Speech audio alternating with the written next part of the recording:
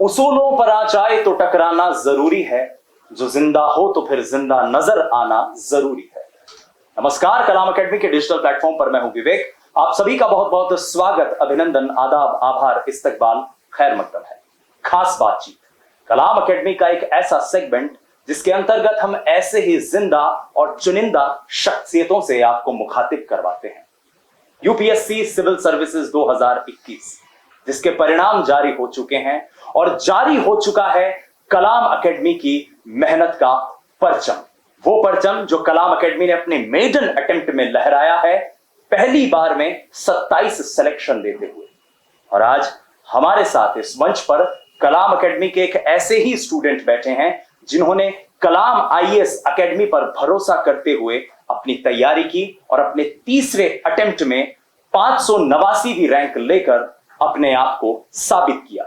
मैं बात कर रहा हूं उत्तर प्रदेश के बुलंदशहर के निवासी अक्षत कुमार सिंह की, जो इस वक्त मेरे साथ मौजूद हैं। अक्षत जी, आपका बहुत बहुत स्वागत है कलाम अकेडमी के प्लेटफॉर्म पर। सबसे पहले तो आपको बहुत बहुत मुबारकबाद कि आपने इस महा अभियान, जिसको यूपीएससी कहा जाता है, उसमें सफल होकर अपनी मेहनत का लोहा मनवाया। Thank you sir. अब पहले तो थोड़ा सा ब्रीफ हमारे सभी साथी जानना चाहेंगे आपके बारे में, आपके बैकग्राउंड के बारे में। आप कहाँ से आते हैं? बुलंदशहर से आपने बताया, और फिर कैसे आपकी स्कूलिंग रही और यहाँ तक का सफर आपका, उसके बारे में एक ब्रीफ इंट्रोडक्शन आपका सर, जैसा आपने बताया, मेरा नाम अक्षत कुमार सिंह है जी। और मैं मूल निवासी उत्तर प्रदेश बुलंदशहर का हूँ, बट मैं पैदा और मेरी परवरिश दिल्ली में ही हुई। मेरी स्कूलिंग भी दिल्ली में ही हुई। उसके बाद मैंने बीटेक इंजीनियरिंग, सिविल इंजीनियरिंग में आईआईटी रुड़की से की और मैं 2019 में वहां से पास आउट हुआ। उसके बाद मैंने सोचा था कि मैं यूपीएससी की तैयारी करूंगा और मैंने ये तीसरा अटेम्प्ट दिया जिसमें मेरे को 589 रैंक हासिल हुई है।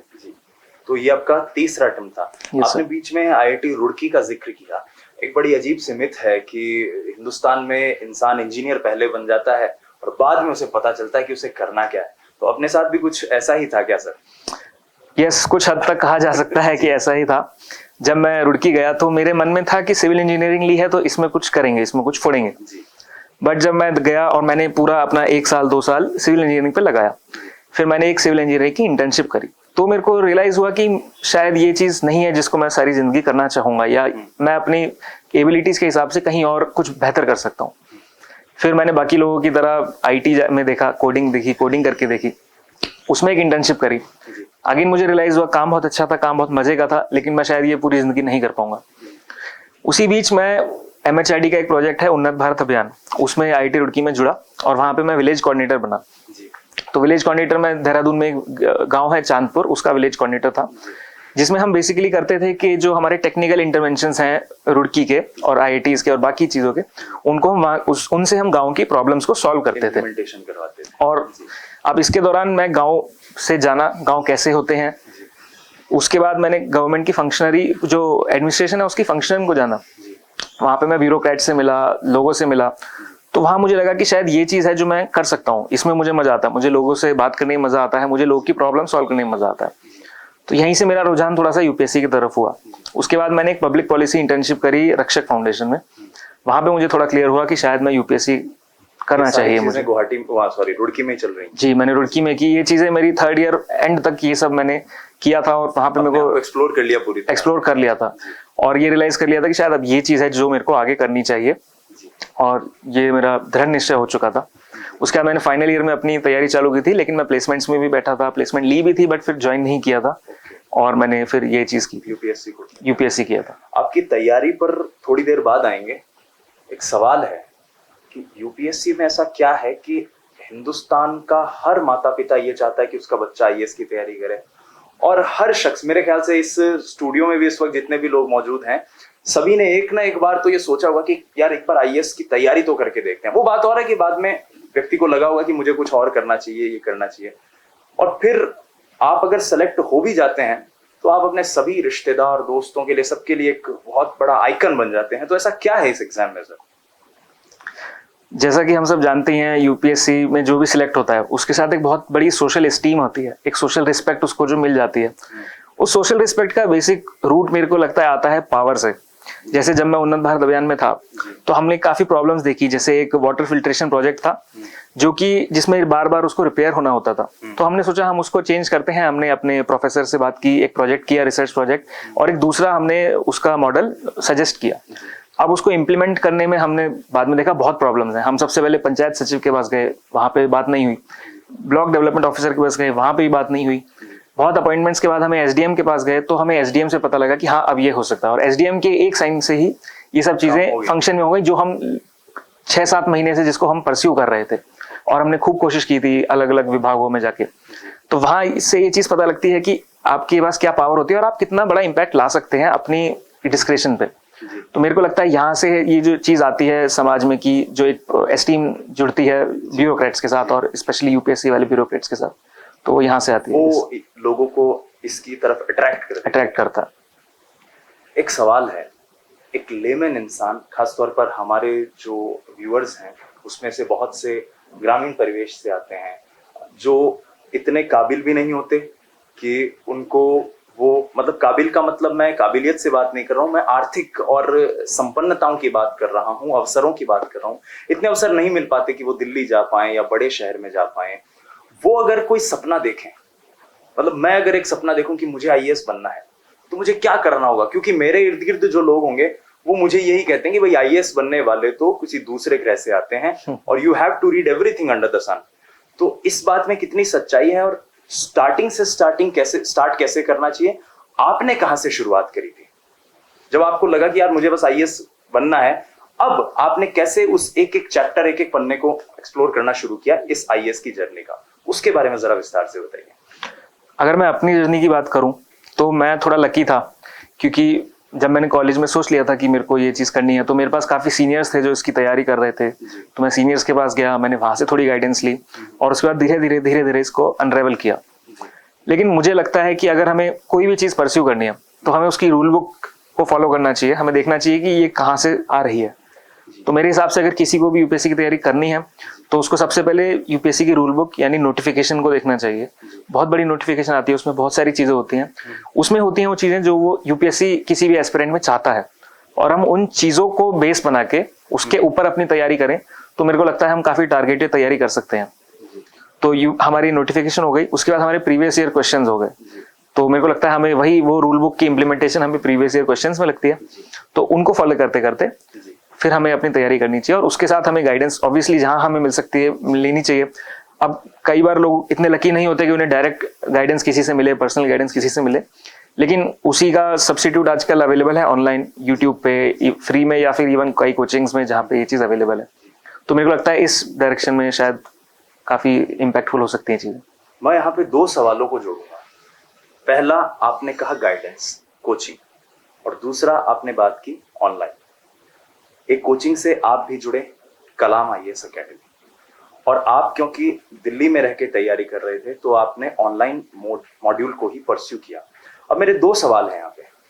पहला कि एक संस्था जो बहुत ही लो प्रोफाइल होकर काम कर रही है, एक संस्था जो पिछले 5 से ज्यादा साल से टीचिंग, आरएएस, पटवारी या फिर राजस्थान ओरिएंटेड एग्जाम्स में अपने आप को तैयार कर चुकी है, वो एग्जाम आईएएस में आती है और बहुत से लोगों को इस बारे में पता भी नहीं चलता। उससे आप जुड़ते हैं और वो भी ऑनलाइन, जिसको लेकर आज भी एक तरह का डिलेमा है बहुत सारे विद्यार्थियों में कि यार नहीं, मजा तो ऑफलाइन में ही है। तो ये दोनों चीजें आपकी तैयारी में किस तरह से महत्वपूर्ण साबित हुई कि वो 2 अटेम्प्ट जिसमें आप उस रैंक तक नहीं पहुंच पाए थे, तीसरी अटेम्प्ट में आपका नाम फाइनल पीडीएफ में आया?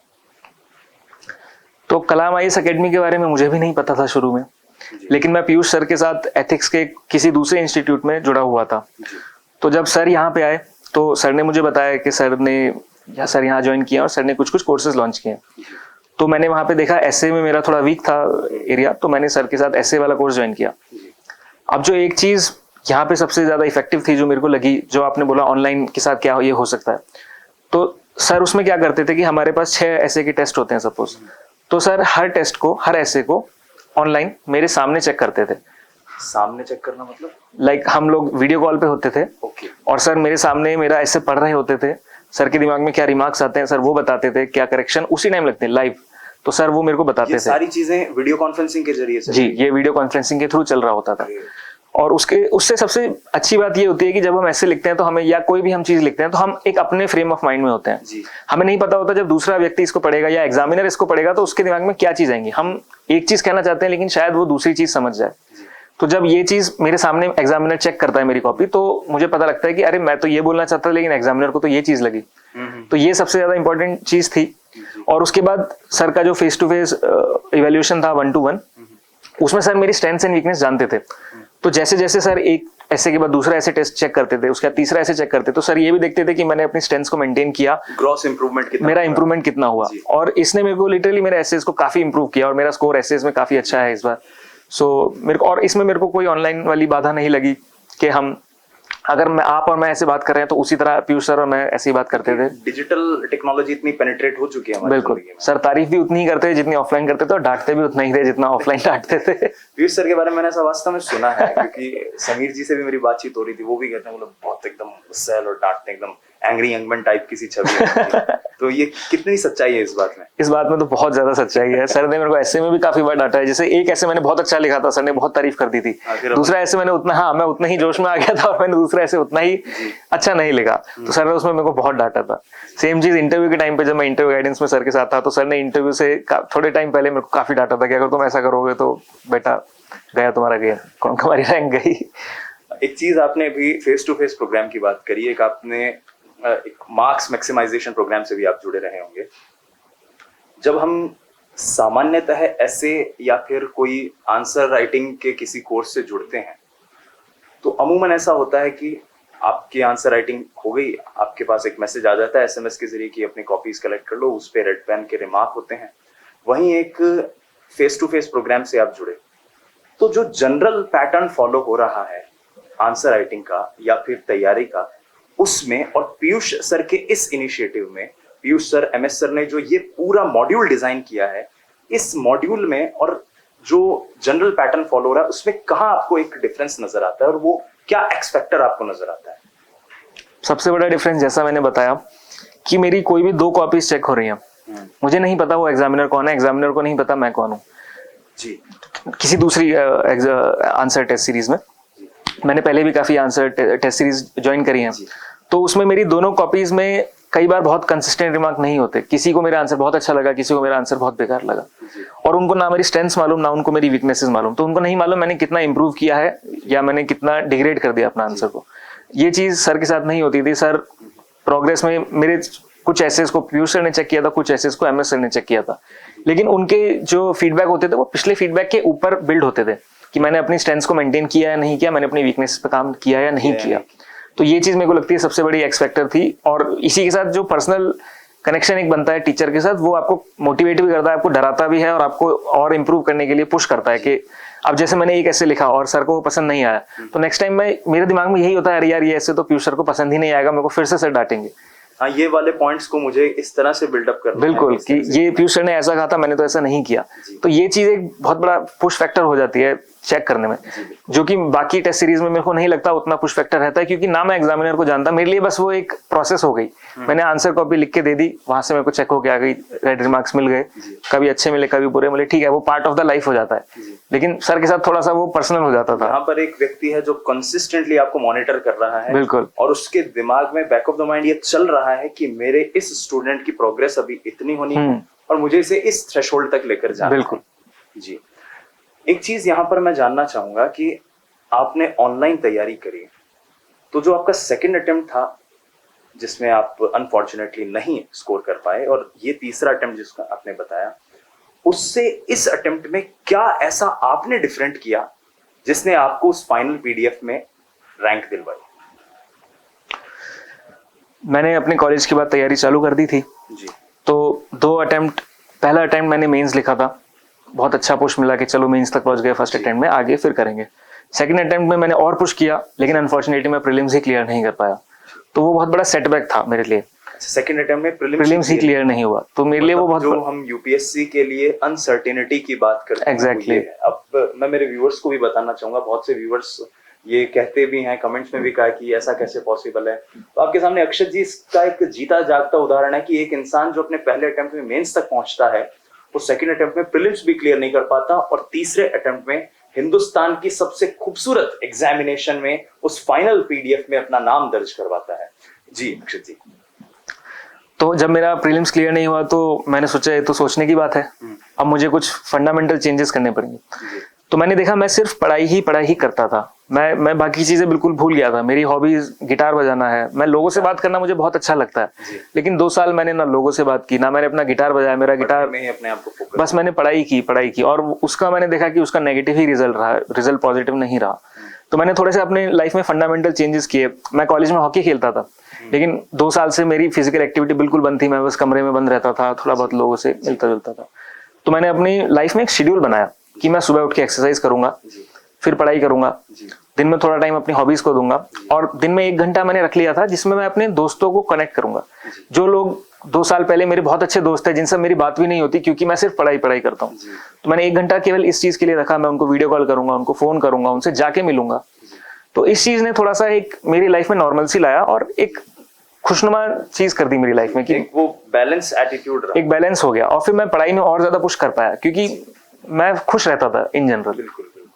तो ये एक बड़ा फंडामेंटल चेंज था जो मैंने 2 अटेम्प्ट्स के बाद तीसरे अटेम्प्ट में किया था इस बार। और फिर साथ में आपके साथ पीयूष सर का गाइडेंस तो बिल्कुल, पीयूष सर का गाइडेंस भी था इसमें।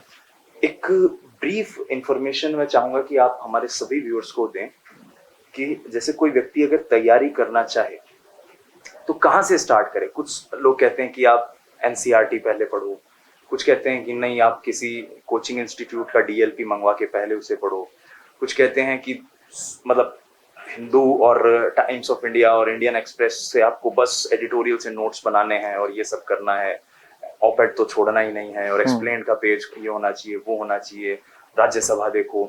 तो अगर कोई स्टूडेंट डेडिकेटेड तैयारी करे तो उसे स्टेप बाय स्टेप क्या करना चाहिए राइट फ्रॉम द बिगिनिंग? जैसा मैंने पहले बताया था, पहला स्टेप होना चाहिए रूल बुक को जानना। और वो रूल बुक है हमारे लिए यूपीएससी की नोटिफिकेशन, जिसमें प्रीलिम्स से लेके इंटरव्यू तक सब चीजें लिखी होती हैं कि यूपीएससी हमसे चाहता क्या है, क्या क्वालिटीज वो ढूंढ रहा है। इन क्वालिटीज के साथ उसी नोटिफिकेशन में सिलेबस होता है, हमें वो सिलेबस दिमाग में रखना चाहिए। प्रीलिम्स का थोड़ा जनरल सिलेबस होता है, लेकिन अपने मेंस का बहुत पॉइंट टू पॉइंट सिलेबस होता है। हम यूजुअली क्या करते हैं, हम सीधा बुक्स उठाते हैं जो टॉपर्स ने रेकमेंड कर दी या जो इन जनरल मार्केट में बुक्स चल रही हैं, हम उन बुक्स को उठाते हैं, उनको कवर टू कवर पढ़ जाते हैं, लेकिन हम ये नहीं देखते कि वो कितना हमारे लिए इम्पैक्टफुल है, कितना वो यूजफुल है एग्जाम में, और उसमें से कुछ आता भी है कि नहीं आता। तो मेरे हिसाब से हमें सबसे पहले सिलेबस को पॉइंट टू पॉइंट पढ़ना चाहिए, समझना चाहिए, और उसके बाद एक बुक लिस्ट, जो कि एक डिफॉल्ट बुक लिस्ट यूजुअली होती है कि पॉलिटी के लिए लक्ष्मीकांत हो गई, मॉडर्न हिस्ट्री के लिए स्पेक्ट्रम हो गई, उस डिफॉल्ट बुक लिस्ट के ऊपर हमें अपना एनालिसिस करना चाहिए कि हमें क्या लगता है क्या इंपॉर्टेंट इसमें से है और क्या इसमें कुछ मिस हो गया है जो हमें और ऐड करना चाहिए। उसके लिए फिर हम गूगल का यूज कर सकते हैं, कोचिंग के जो फ्री नोट्स होते हैं उनका यूज कर सकते हैं, किसी कोचिंग से अगर आप जुड़ना चाहें तो वो कर सकते हैं, किसी मेंटर के साथ बात करना चाहते हैं, किसी प्रीवियस ईयर एस्पिरेंट के साथ पहले से जो सिलेक्ट हो चुके हैं उनसे बात करना चाहते हैं, तो उनके साथ फिर अपनी हम कैलिब्रेट करें इन चीजों को। और साथ में सबसे बड़ा जो लेंस होता है हमारा, वो प्रीवियस ईयर क्वेश्चंस का होना चाहिए। हमें हर चीज को प्रीवियस ईयर क्वेश्चंस के लेंस से देखनी चाहिए कि प्रीवियस ईयर्स में ये पूछा गया है, तो क्या ये इतना इम्पैक्टफुल है, ये चीज हमें इतनी पढ़नी चाहिए या नहीं पढ़नी चाहिए। भाई उससे पढ़ते समय ये ध्यान रहे कि इससे अगर एग्जामिनर कोई क्वेश्चन बनाएगा तो उसका फॉर्मेट कैसा हो सकता है। एग्जैक्टली। तो इन चीजों को अगर हम ध्यान में रख के आगे तैयारी करें तो फिर हम एक बेटर वो कर सकते हैं। हाँ, प्रीलिम्स एंड मेंस की भी तैयारी, बट उसमें एक जो सबसे बड़ा फैक्टर होना चाहिए, हमें फीडबैक मोड में रहना चाहिए। हम चाहे एक टेस्ट लिखें, चाहे हम एक बुक भी पढ़ें, हमने एक बुक पढ़ी तो हमें उसके बाद एक फीडबैक लेना चाहिए खुद से कि हमें इतना रिटेन हुआ, इतना इसमें से काम का था जो प्रीवियस क्वेश्चन में पूछा गया। सिमिलरली हम कोई टेस्ट लिखते हैं तो हमें देखना चाहिए कि इस टेस्ट में हमने ये गलतियां करी थी, अब हम इन गलतियों को नेक्स्ट टेस्ट में नहीं करेंगे। तो एक जो फीडबैक वाला लूप है वो हमें हर स्टेप पे रखना चाहिए। और जैसा कि आपने बताया कि अगर जैसे पीयूष सर, एमएस सर, इस तरह का जो फॉर्मेट है जहां पर एक टीचर या एक टीम कंसिस्टेंटली आपको देख रही है, वो ज्यादा मेरे ख्याल से बेनिफिशियल होता है। एग्जैक्टली, ये डायरेक्टली उस फीडबैक लूप को ऑगमेंट करता है और एनहांस करेगा, एम्पलीफाई करेगा। बिल्कुल एम्पलीफाई करेगा। आप जब देखोगे कि हमारा एग्जामिनर हमें बता रहा है कि आपने लास्ट टेस्ट में ये चीज नहीं करी थी, तो आप उसको आगे इम्प्लीमेंट करोगे जी। तो एग्जैक्टली ये। मेंस पर आते हैं सर, मेंस की तैयारी के लिए, क्योंकि उसमें वो पूरा एक सब्जेक्टिव अप्रोच है, आपको आंसर लिखने हैं, उसमें तुक्का भी नहीं चलेगा और उसमें आप कितना भी ज्यादा वेल फ्रेम्ड होकर जाओ, वो एग्जामिनर पकड़ लेता है कि यहाँ पर ये फर्रे मार रहा है। तो उसके लिए क्या अलग से तैयारी होती है मेंस की? मेंस के लिए जो इस बार मैंने थोड़ा सा अपनी अप्रोच चेंज करी थी, और मेरे को लगता है ये एक अप्रोच है जो लोगों तक पहुंचनी चाहिए। सबसे बड़ी ये कि हमारी एक अप्रोच में एक स्ट्रक्चर होना चाहिए। हम कोई भी आंसर लिखते हैं उसका एक प्रॉपर स्ट्रक्चर होना चाहिए कि इंट्रोडक्शन आया, फिर फर्स्ट पार्ट ऑफ आंसर, फिर सेकंड पार्ट ऑफ आंसर, उसके बाद हमारा कंक्लूजन आया। ये हमारा बेसिक स्ट्रक्चर हो गया ABC का जो एग्जैक्टली।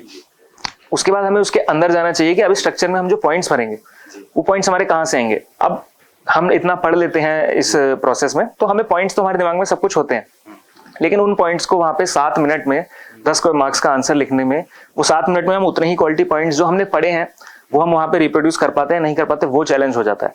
हमने पढ़ी बहुत सारी किताबें होंगी, लेकिन अगर हम उसको वहां पे लिख के नहीं आ रहे तो वो सब वेस्ट है। एग्जामिनर को नहीं मालूम हमने कितनी किताबें पढ़ी हैं। तो उसके लिए मेरे को लगता है प्रॉपर काम आती है एक फ्रेमवर्क। सपोज हम इकोनॉमी की बात कर रहे हैं, तो हमारे पास इकोनॉमी में एक फ्रेमवर्क होना चाहिए कि हम पहले प्राइमरी सेक्टर की बात करेंगे, फिर सेकेंडरी सेक्टर की बात करेंगे, फिर टर्शियरी सेक्टर की बात करेंगे। तो इस हिसाब से हमें फिर दिमाग में आती है कि अच्छा प्राइमरी सेक्टर में एग्रीकल्चर हो गया, फिशरीज हो गया, तो हम एग्रीकल्चर की बात करेंगे, फिशरीज की बात करेंगे। फिर हम सेकेंडरी फैक्टर में आते हैं तो मैन्युफैक्चरिंग हो गई, उसी में फूड प्रोसेसिंग हो गई। तो ऐसे कर करके जब हम चलते हैं तो हमारे दिमाग में पॉइंट्स जनरेट होते हैं, जो कि इन जनरल हम मे बी स्किप कर सकते हैं। और एग्जामिनर ये चीज पकड़ लेता है कि आपने सपोज आप रूरल एरिया से आते हैं, तो आपके दिमाग में तो सिर्फ प्राइमरी एरिया चल रहा था, क्योंकि आपने वही देखा है, आपने सेकेंडरी या टर्शियरी की तो बात ही नहीं करी। या सपोज आप अर्बन एरिया से आते हैं तो आप सिर्फ सर्विसेज की बात कर रहे हैं, टर्शियरीज की बात कर रहे हैं, प्राइमरी की बात नहीं कर रहे। तो ये सब चीजें कई बार बायस में कन्वर्ट हो जाती हैं, और इन जनरल इन पे मार्क्स नहीं मिलते। मार्क्स मिलते हैं एक डाइवर्स आंसर में, लेकिन जो कि क्वेश्चन की डिमांड को भी कर रहा हो, पूरा कर रहा हो। तो एक ये चीज है जो मेरे को लगता है मेंस में होनी चाहिए, और इसी से हेल्प मिलती है अनसर्टेन क्वेश्चंस को आंसर करने की। एट टाइम्स कोई बहुत ही ज्यादा अनसर्टेन क्वेश्चन आ जाते हैं जो हमने पहले कभी नहीं पढ़े। फॉर एग्जाम्पल इस बार GS3 में ब्लू एलईडीज का एक क्वेश्चन आया था, impact of blue LEDs and usefulness करके कुछ। तो अब इन जनरल ब्लू एलईडीज हमको नहीं मालूम होती, एक बहुत टेक्निकल एस्पेक्ट हमें उनके नहीं मालूम होते, लेकिन हमने आपने सबने देखी है ब्लू एलईडीज क्या होती है। एलईडीज एटलीस्ट हमने सबने देखी है, तो हम उन एलईडीज का यूजफुलनेस देख सकते हैं। हम अगेन प्राइमरी सेक्टर में जा सकते हैं, प्राइमरी सेक्टर में एलईडीज क्या कर सकती हैं, सेकेंडरी सेक्टर में क्या कर सकती हैं, टर्शरी में क्या कर सकती हैं। इन जनरल आपकी हमारी लाइफ में एलईडीज का क्या यूज होता है, वो हम उनको वियरेबल टेक्नोलॉजीज में एलईडीज यूज कर सकते हैं। फिर हम स्पेस साइंस में चले जाए तो वहां पे सैटेलाइट्स में एलईडीज का यूज होता है। तो हर जगह एलईडीज हो सकती हैं, बस हमें बैठ के सोचना होता है। तो एक चीज जो मेरे को लगता है यूपीएससी काफी रिवॉर्ड करती है, वो होती है आपकी डे टू डे जो ऑब्जर्वेशंस होती हैं। फॉर एग्जाम्पल इस बार एक क्वेश्चन आया था भक्ति एंड सूफी लिटरेचर का इम्पैक्ट ऑन फ्रीडम स्ट्रगल।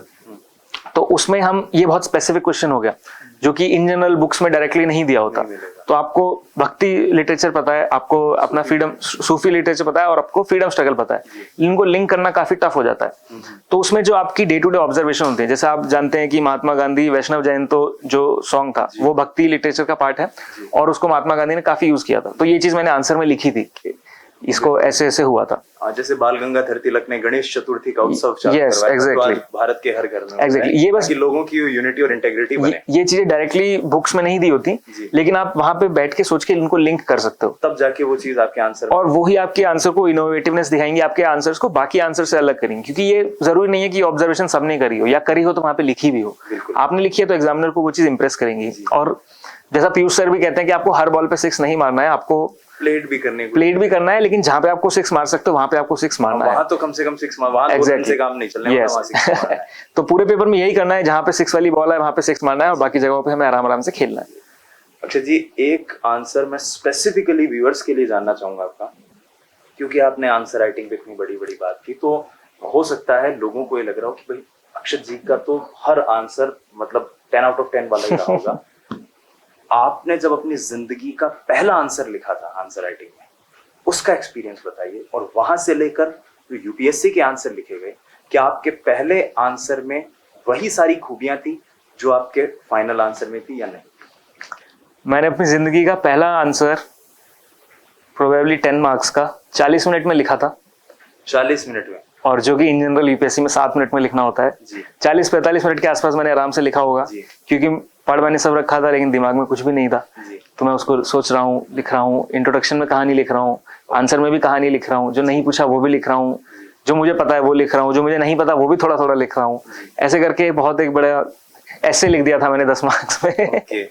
तो ये मेरा पहला आंसर रहा होगा, और अब तो काफी टारगेटेड आंसर्स लिखने हम सीख चुके हैं पीयूष सर के साथ भी। तो इसका मतलब कि कोई भी स्टूडेंट चाहे उसकी फर्स्ट रैंक आए चाहे 50th आए चाहे 500th आए, इसका मतलब यही है कि he has to start with the baby steps. और यहाँ पर अक्षत जी का ये जवाब इस बात का जीता जागता सबूत है कि इनका भी जो पहला आंसर था वो बहुत ही लेमन था।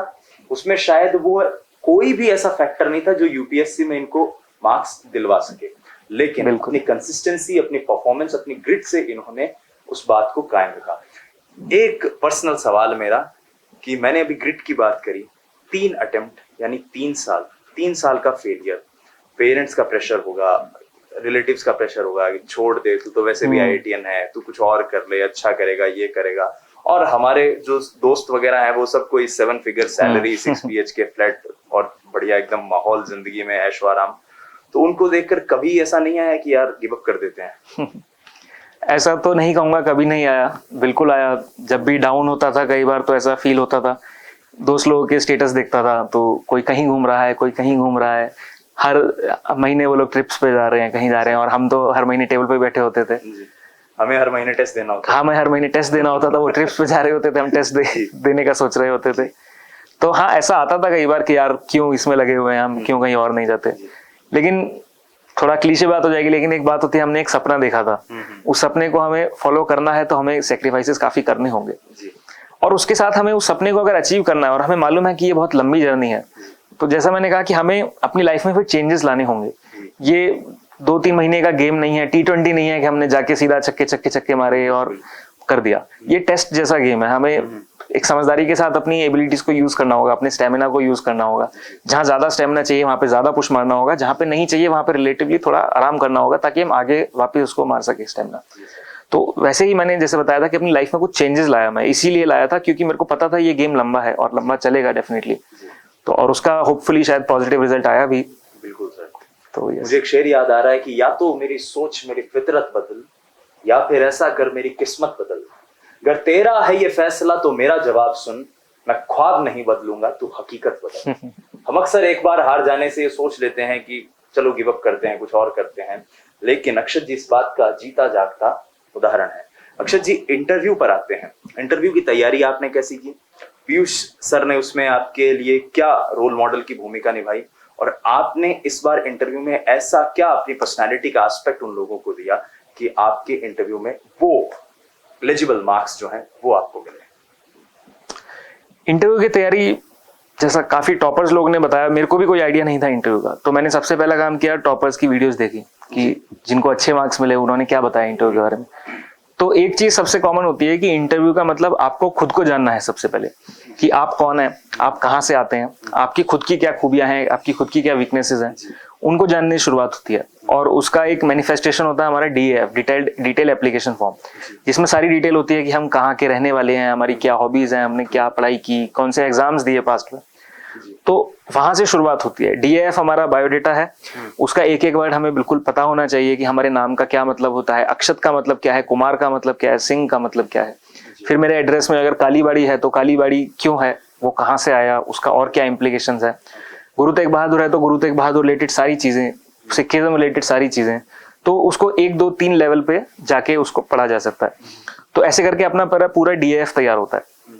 उसके साथ हम अपनी पर्सनैलिटी को होन करते हैं कि हम जो पर्सनैलिटीज, जैसा मैंने कहा नोटिफिकेशन में ये चीजें लिखी होती हैं कि इंटरव्यू टेस्ट में यूपीएससी क्या जज कर रहा है।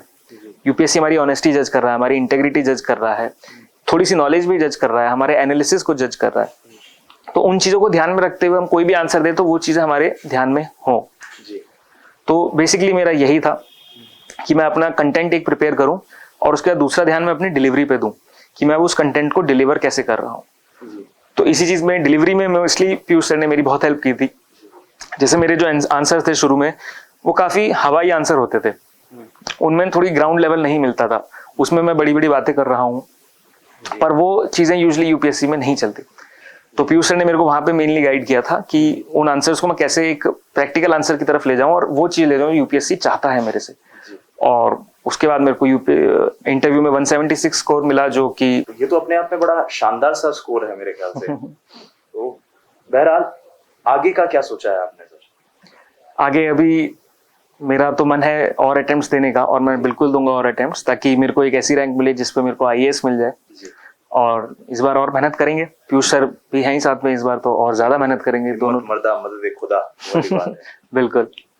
तो किसी ने ये नहीं कहा कि मॉडलिंग क्योंकि बड़ा अपीलिंग का फेस है आपका, और मतलब बहुत से लोग आपके दीवाने यूपीएससी में आने के बाद तो वैसे भी जब आप लवासना जाएंगे तो वैसे ही दीवाने हो जाएंगे, मगर कभी किसी ने कहा नहीं क्या मॉडलिंग कहने वाले तो शायद आप पहले हैं, नेता जरूर कहा है। नहीं, वैसे बिल्कुल हमारे एडमिनिस्ट्रेशन को, हमारे सिस्टम को ऐसे काबिल पॉलिटिशियंस की वाकई में जरूरत है। और आपसे पहले भी बहुत सारे यूपीएससी के जरिए पॉलिटिशियंस आए हैं, तो हम बिल्कुल ये दुआ करेंगे कि बहुत जल्द मैं ये कहूं कि आज के कुछ सालों बाद कि मैंने जिन शख्स का इंटरव्यू लिया था वो फला जगह से अभी एमएलए का चुनाव लड़ रहे हैं या सांसद बने हुए हैं। बहुत अच्छा। एक छोटी सी बात जो हमारे व्यूअर्स के लिए मैं चाहूंगा कि आप उन्हें अपनी तरफ से क्या मैसेज देना चाहते हैं, खासतौर पर वो स्टूडेंट जो टीम कलाम के साथ जुड़कर बाकी की एग्जाम्स की तैयारी कर रहे हैं, और वो स्टूडेंट भी जो टीम कलाम के साथ जुड़ के आईएएस की तैयारी करना चाहते हैं भविष्य में। मेरा जो एक सजेशन मैं उसको कहूंगा वो यही रहेगा कि अपनी किसी भी, आप कोई भी चीज कर रहे हैं लाइफ में, चाहे कोई एग्जाम हो या कोई और भी अचीवमेंट हो जो आप अचीव करना चाहते हैं, तो उसको अपनी प्रिपरेशन को, अपने एफर्ट्स को काफी टारगेटेड रखिए। ऐसा नहीं कि हम भेड़ चाल में जो सब कर रहे हैं वही कर रहे हैं, क्योंकि सबका सिलेक्शन नहीं होगा। तो आपको अपनी अप्रोच को बहुत टारगेटेड रखना होगा, उस अप्रोच को बेसिक्स पे ले जाना होगा कि एग्जैक्टली हमें क्या करना है। तो यही मेरी सजेशन रहेगा कि आप अपने अप्रोच को एकदम टारगेटेड रखिए और अपने एफर्ट्स को जुडिशियली यूज कीजिए, ताकि आप एग्जॉस्ट भी ना हो और आप अपने ड्रीम्स को भी अचीव कर पाए। बहुत बहुत शुक्रिया अक्षत जी, आप इस सत्र से जुड़े, और हम यही उम्मीद करते हैं कि जिस तरह की बात आपने कही कि अगले अटेम्प्ट में जो आपके नाम के आगे IPS अभी लगेगा, जैसा कि मुझे उम्मीद है आपकी रैंक को लेके, वो P से हटके अगले अटेम्प्ट में जिसकी आप तैयारी कर रहे हैं पीयूष सर के साथ, वो P से हटके A में तब्दील हो जाए और आप IAS बन जाए। Thank you. बहुत बहुत शुक्रिया। मुझे रॉबर्ट फ्रोस्ट की एक कविता याद आ रही है, The woods are lovely, dark and deep, but I have promises to keep, and miles to go before I sleep, and miles to go before I sleep. गहन सघन मनमोहक वन तो मुझको आज बुलाते हैं, किंतु किए जो वादे मैंने याद मुझे आ जाते हैं। अभी बदा आराम कहाँ, यह मूक निमंत्रण छलना है, अरे अभी तो मीलों मुझको चलना है। आपकी यात्रा इसी तरह अनवरत जारी रहे, आप इसी तरह आगे बढ़ते रहे। टीम कलाम आपको सुखद भविष्य के लिए शुभकामनाएं देती है। धन्यवाद, नमस्कार। Thank you. और हमारे सभी साथियों को भी मैं यही कहना चाहूंगा कि आप पूरी तैयारी के साथ, जोश और जुनून के साथ जुड़े रहिए। फिर मिलेंगे ऐसी ही किसी शख्सियत के साथ, तब तक स्वस्थ रहिए, मस्त रहिए, अपनी तैयारी में व्यस्त रहिए। नमस्कार।